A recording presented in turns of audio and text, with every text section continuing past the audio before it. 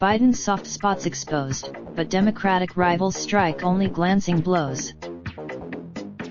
Columbia, SCU. The campaign schedule threatened to conspire against Joe Biden this weekend amid simmering controversy over, as the former vice president was suddenly just one of a crowded crop of Democratic presidential hopefuls here. But while some of Biden's vulnerabilities have been exposed, it is clear that most of his rivals are reluctant to exploit them directly, at least for now. Since entering the presidential race 2 months ago, Biden's biggest strength has been his perceived strength. His poll numbers, but the whirlwind weekend of nearly all candidate cattle calls in South Carolina offered a real test for Biden. Perhaps no early, but Saturday's side-by-side events seemed to underline Biden's recent stumbles. His recent reversal on past decades of support for the Hyde Amendment, which bars the use of federal funds to pay for most abortions, loomed over his participation at a Planned Parenthood candidate forum. And fresh comments, still, with the exception perhaps of New York City Mayor Bill de Blasio, who has excoriated the former vice president in recent days. Biden's rivals only delivered glancing blows. And in the end, it too. For the first time in the nominating race, almost all of the 24 Democratic candidates appeared together Friday night at Republic. Jim Clyburn's if some candidates used their appearances at the Fish Fry and a pair of other events this weekend to target Biden, most chose to do so only implicitly as they made a positive case for themselves and their vision in a way that contrasted with Biden.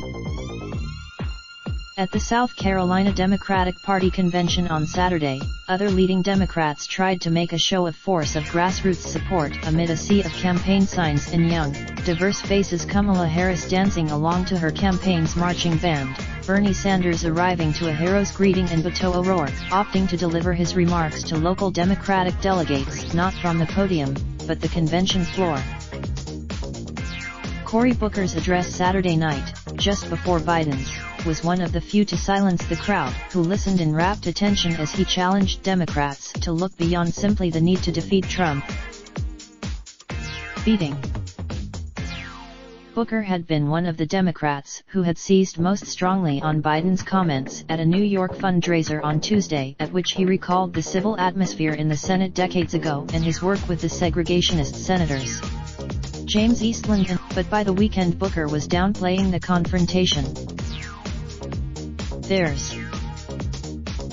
De Blasio seemed more exasperated that Biden wouldn't accept responsibility for his remarks, a common refrain from other candidates as well. It's I. Voters and prominent Democrats here were more likely to give Biden the benefit of the doubt than raise the issue as a real liability for him. Biden has been visited by.